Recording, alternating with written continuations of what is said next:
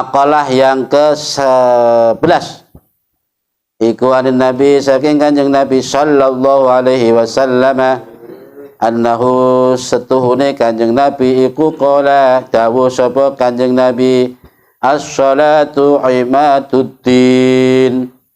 As-shalatu utawi salat iku imaduddin dadi cagake agama ai asruhu tegese pokoke din faqawamuddin mongko utawi tegake agama iku laisa ora ana illa biha kejaba kelawan as-shalah kama annal baita kaya setuhune omah iku layakumu ora bisa ngadeg apa omah illa ala umudi kejaba ing atase cagak-cagake bait bahaya mengko te salat iku tahqiqun nyatakake lil ibudiyati maring ubudiyah itu persembahan. Jadi puncak daripada persembahan kepada Allah adanya di sholat. Oke, mungkin satu sisi wong lha kowe nyapa kok gak wani ngombe ngono iki wedi pangeran. Ya wis, itu termasuk ibadah toh. Tapi puncak ibadah dari sekian banyak ibadah itu di sholat. Karena tahqiqun lil ubudiyah.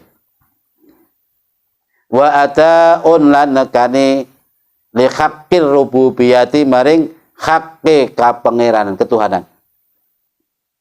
Wa jami'ul ibadati lan sekabehane pira-pira ibadah wasailun lan jaluk ila takon jaluk takon ila tahqiqi sirriha maring nyatakake sirine ibadah. Artinya begini, salat dawuh Kanjeng Nabi ini, salat iku cagak agama, tiangnya agama. Artinya agama bisa tegak karena salat. Makanya piye-piye mestine ora ana istilah Islam KTP sebetulnya enggak ada sebetulnya. Islam KTP enggak ada. Sekali orang baca syahadat berarti kan sudah muslim toh, muslim. Soal dia salat dan tidak itu ya gambarannya kayak gini, Bang. Salat itu ibarat laksana bangunan itu dasar, bukan dasarnya bangunan itu. Manakala dasar atau pondasinya kuat, maka bangunan akan jadi kokoh. Gitu. Yang ngono ki mau. Lah nek wong bangun bangunan Islami mung syahadat, ya mungkin ya cara pondasine ya mung sak pojok-pojok ngono ki tok. Nah, untuk bangunan pojok-pojok itu kira-kira apa yang mau dibangun di atas itu?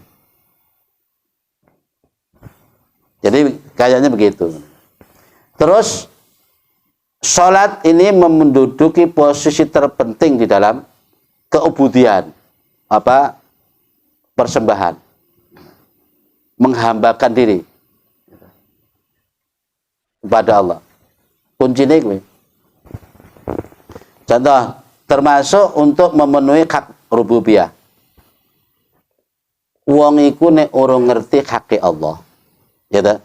Bagaimana mau memenuhi haknya? Belum tahu persis siapa Allah itu, posisinya bagaimana, terus sifat-sifatnya bagaimana, maka sulit kiranya untuk memenuhi hak Allah. Contoh begini, contoh ya. Ada anak kecil tidak tahu Pak Ardiansah itu bupati. Ya ta? Akhirnya takonnya sak gelem dhewe. Om, di mana Om? Mergo gak ero nek dhek bupati. Ya ta? Ya kita begitu selama kita belum mengenal Allah, ya ta? Maka ya jauh untuk bisa memenuhi hak Allah. Gitu. Kurang lebih begitulah Pak mana ya? Gak ngerti kini bupati, gak ngerti kini Pak Presiden. Akhirnya ngobrol kan sak enak itu, gitu. Udah ngerti ya? Tapi beda kalau orang tahu bahwa itu beliau adalah seorang bupati, seorang presiden, maka akan jaga jarak, ta'adub jadi berjalan, gitu. Ya kurang lebih begitulah. Salat ini juga begitu, memenuhi hak rububiyah. Artinya wong nek urung salat berarti orang memenuhi hak kepengirane. hak pangerane urung dipenuhi. Sedangkan sholat itu puncak dari sekian banyak ibadah.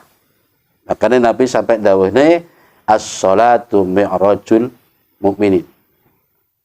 Jadi sholat itu sebagai mi'rajnya orang mukmin.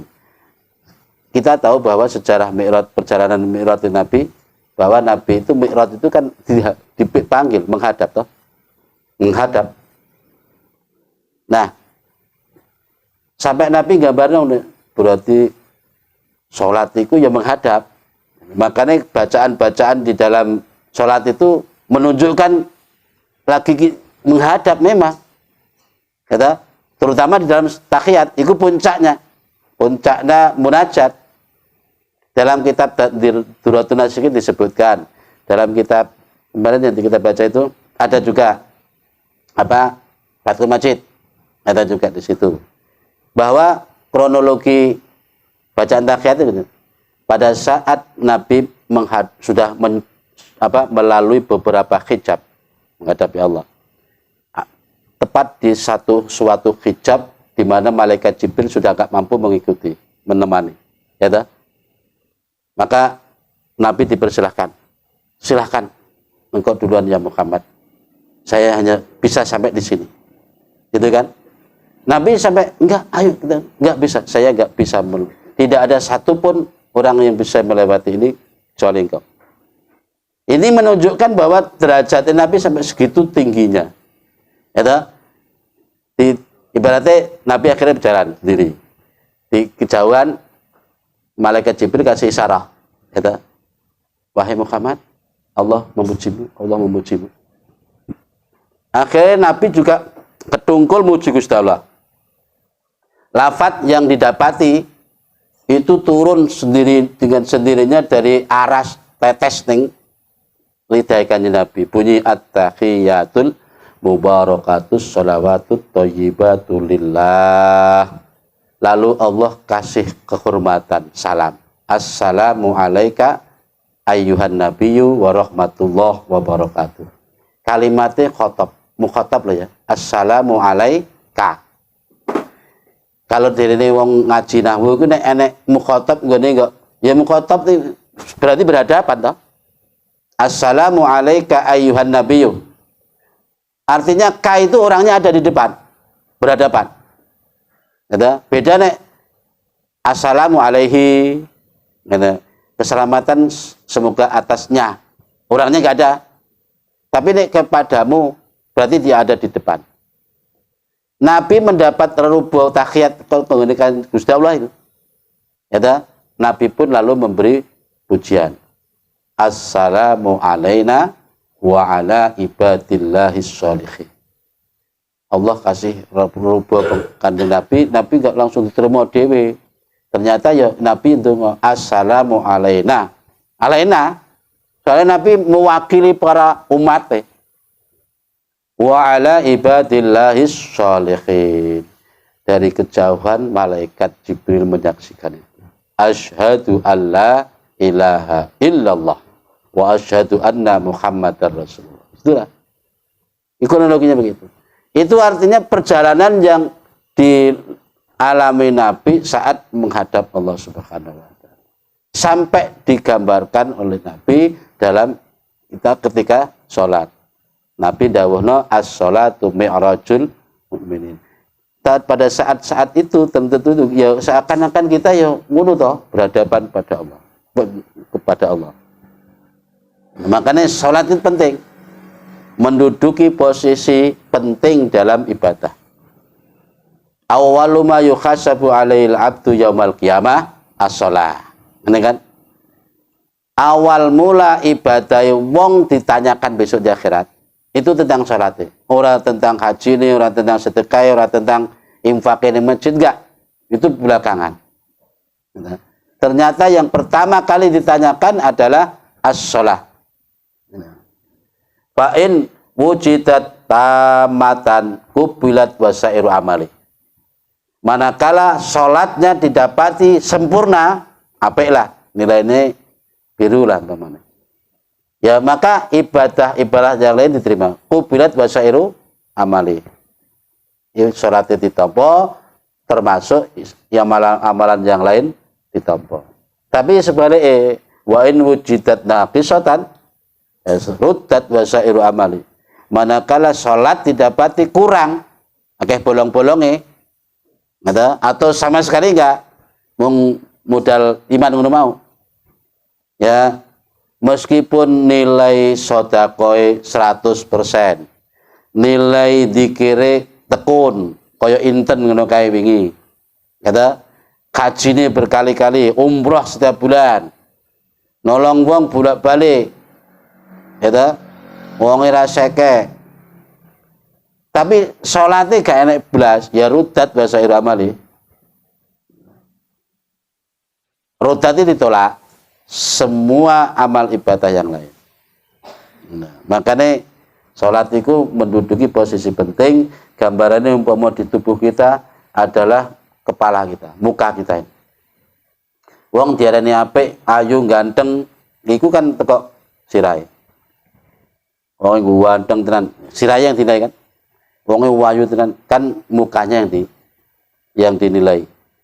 Enggak nek wong ngarani ganteng tenan anune kakine. Enggak nek iku. Mesti sirahe. Bismillahirrahmanirrahim. Ini maksudnya begini. Apa karena Kanjeng Nabi ini maksudnya beda? Dawe Kanjeng Nabi belum selesai gini ya. As-sholatu imaduddin wasumtu afdal.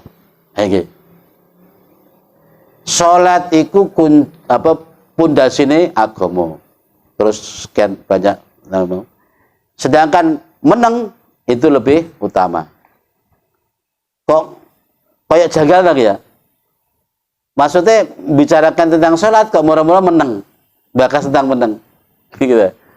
Artinya sebaik apapun ibadah sholatmu, kudu dibarengi dengan ibadah menang. Maksudnya diam diri dari hal-hal yang tidak bermanfaat. Kudu dibarengi kuwi. Wasumtu afdal. Saya kira siaknya kalam kok kayak janggal toh. Bar membicarakan konteks sholat, tahu-tahu meneng luwih utama loh ya. Termasuk yang ngono ibadah sholat sebaik apapun, ojo diemong mone, ojo dicita-cita nih, meneng nih pokoknya. Terus mana? Qala dawu sapa Kanjeng Nabi sallallahu alaihi wasallam, as-sumtu arfa'ul ibadah, ibadati. Meneng diam diri itu luhuri pira-pira ibadah. Arfa'ul ibadah. Ibadah yang paling tinggi. Menang. Tadi kan disebutkan sholat menduduki posisi paling penting. Ini ada begitu. Masa sholat nganut terus diomong-omongnya, jadi kan bau riak, bau sum'ah, bau ujub. Betul lagi kan? Terakhir ada meneng, diam. Maksudnya jadi omong meneng nih. Nah, ikhlas itu ya perlu dipelihara. Menjaga keikhlasan tidak mudah. Ya, menjaga keikhlasan lebih berat daripada ikhlas itu sendiri. Mau ikhlas mergo dirusan rasane malah dadi ra ikhlas kok. Awalnya ikhlas tenanan, pokoknya ikhlas tenanan. Tapi karena dirusan rasane tangga, akhirnya malah kejeblosan, dadi ra ikhlas. Ternyata menjaga keikhlasan juga nggak mudah. Gitu. Terus dawe Kanjeng Nabi maneh was-shadaqatu, yang di dalam kurung langsung. Was-shadaqatu tudfi'u ghadabar rabbi was-sumtu afdal. Lah neneh kan sumtu afdal. Was-shadaqatu tawi shadaqah iku tudfi'u bisa nyirep apa sedekah ghadabar rabbi ing murkane pangeran.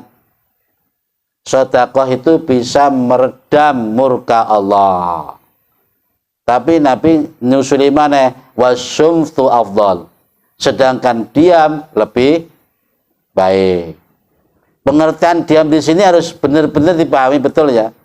Bagaimana cara kita lengkapi ini ya. Sedekah itu bisa meredam murka Allah. sedangkan diam lebih baik.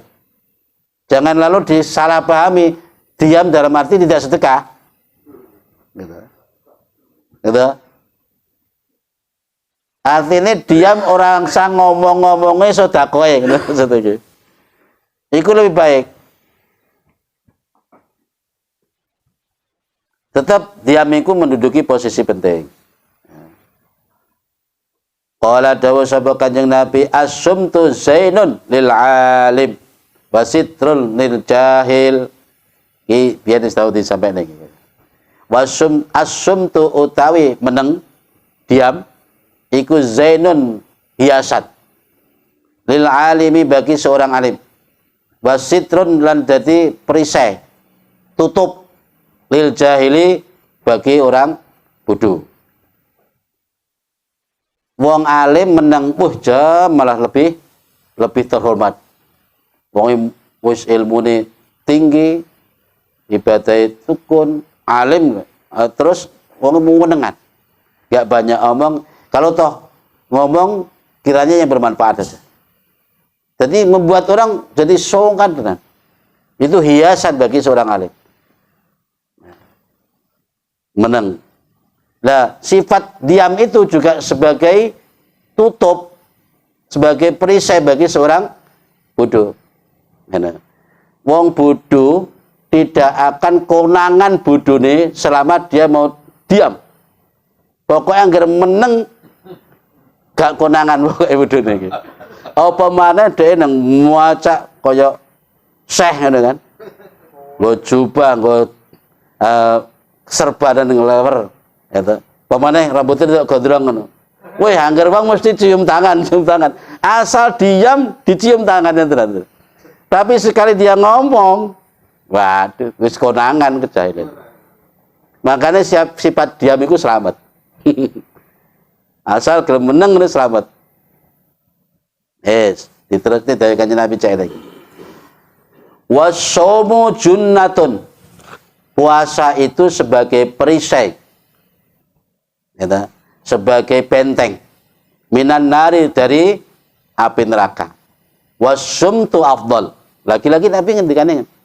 Wasumtu utai menang itu afdalu lebih utama. Dari sekian banyak dawuh Kanjeng Nabi kan, setiap ibadah mesti enak nilai ini utama. Tapi dibarengi kenapa Kanjeng Nabi? Menang luwih apik.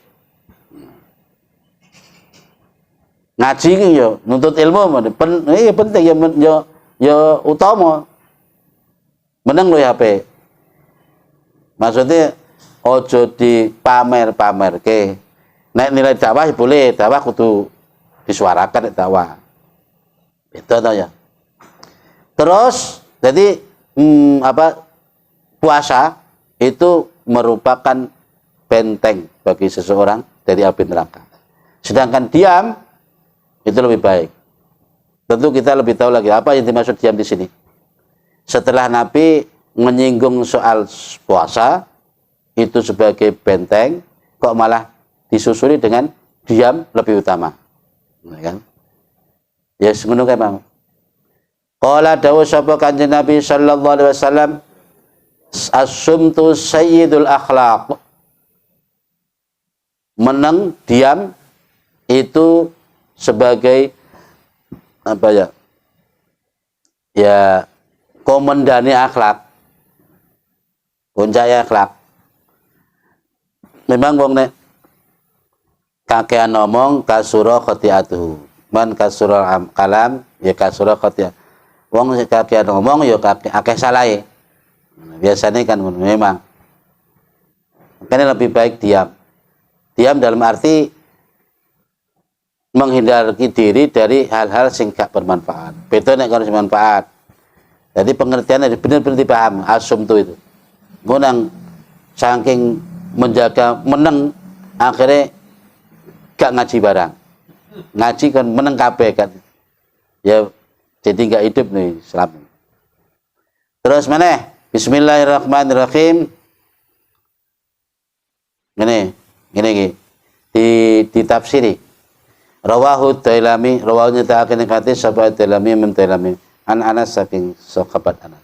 ai sukutu tegese utawi meneng amma saking bawarang la sawaba kang ora ana ganjaran iku maujud fihi ing dalem ma iku sayyidul akhlaqi dadi gustine akhlak al hasanati kang bagus li salamati sahibihi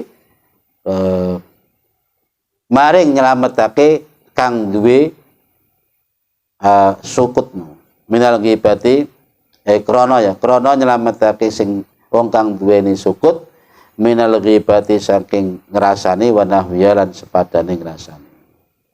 Amal istighalu anapun utai ketungkul bima kelan barang fihi kang itu tetap dalam masa pun utai ganjaran min nahwi dzikrin nyatane saking contone dzikir wa qiraati Qur'anin dan maca Qur'an wa ilmin dan ilmu bahwa afdal minasukti. Jadi menang itu ibadah. Tentu menang dari hal-hal sing gak nilai ibadah, gak nilai ini pahala. Sing kaya hal-hal gak ada manfaatnya. Itu kita diam malah bagus. Nyapa sih ngomong ngono nek ceritane blas. Meneng ae karuan. Tapi beda kalau dengan hal yang memang ada pahalanya, seperti bakas ilmu, atau baca Quran, dzikir.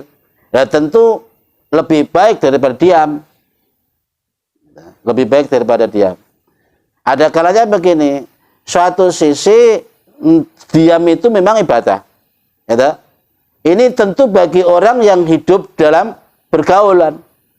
Ya, itu bernilai ibadah. Tapi bagi orang yang hidupnya sendirian,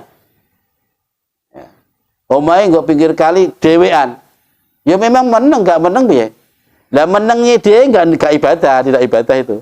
Apa yang ngomong dewe malah beda tuh ya. Bismillahirrahmanirrahim. Wal jihadu tawi perang, jihad itu sanamuddin. Sanamun ini maknanya sanamun ini biasa diartikan lemu, punuk, ya kan? Biasa diartikan lemu, sanamun. Sanamuddin berarti punuke agama. Artinya ya apa ya, ikon lah kayak mangane, kayak jadi ikonnya agama. Ai a'lahu tadi tegese luweh luhur-luhure ati in ta'ayyana dzalika wasumtu afdal. Nes wasumtu utawi menang iku afdalul utama.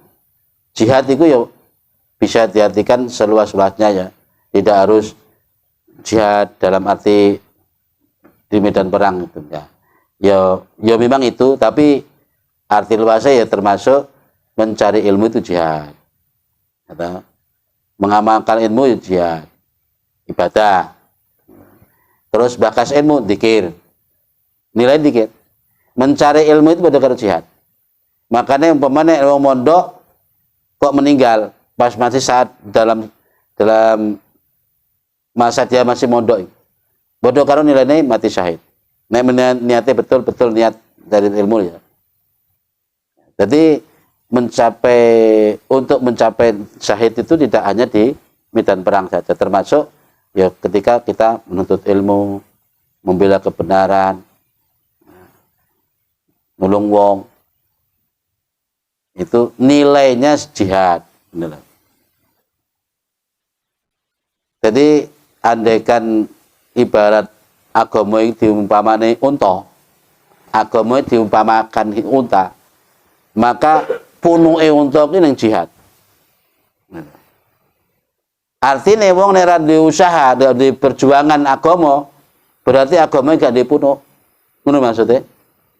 Ya bener deh wong agama taat ibadah, tapi nggak pernah melok mikir no piye isite masjid ki maju rame, anak-anak iki padha ngaji ki piye ceritane. Nggak mau tahu dia. Itu berarti nggak ada upaya untuk jihad. Ini lah. Beda tuh ya. Dalam ayatnya aja disinggung oleh Allah. Apakah sama orang yang hanya duduk-duduk tanpa ada alasan, tanpa maksudnya yora cacat, yora loro, dengan orang-orang yang pergi dari rumah untuk medan perang. Nggak sama. Nanti di akhirat tetap derajatnya beda. You know. Ya begitu juga di kalangan kita nih. Sing sibuk rina wongi melok mikirna agama. Melok mikirna bagaimana agama bisa berkembang di lingkungannya. Baik itu mikirna bocah ngaji, tempat ibadah, masjid atau mushola, atau mikirna bagaimana lingkungan bisa maju agama. Itu kan jihad namanya. Iku punuk-punuknya agama. Nek wong sing mung ngurusi awake dhewe, pokoke aku jamaahku ra keri, salatku ra tinggalan, wis. Ngono kuwi rek sing ngurusi dhewe. Lah akhire ya padha ngono. Cara untana ora nek punuke, repes deh. Ngene lho. Makanya piye-piye tetap ada nilainya, beda. Orang yang mau berjuang dengan yang diam aja beda.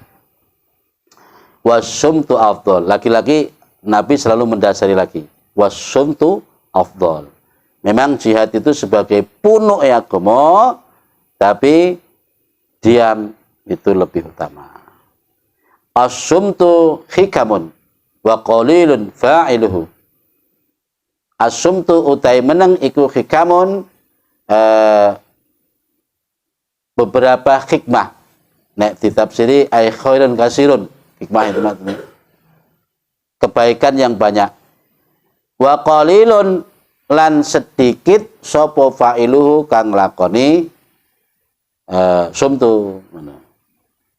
Diam itu terdapat banyak kebaikan, namun sedikit yang mau melakukan. Maksudnya sedikit orang yang mau melakukan. Akeh wong yo malah sering cerita, sering mengumbar ceritane dhewe ibadah ke sampun wis angger wong krungu. Rawahul Qadha'i an Anas wa Tilami an Ibnu Umar as-sumtu hikmah ay nafi'un yamna'u minal juhli wa qalla may yasmut amma la fa'idata fihi wa may yamna'u nafsahu anin nutqi bima yushinuhu wa min sama qila min bakhil khafif. Ini bakhil khafif ini malah ini cukup kita sampai di sini dulu. Wallahu a'lam bishawab. Al-Fatihah. Bismillahirrahmanirrahim. Bismillahirrahmanirrahim.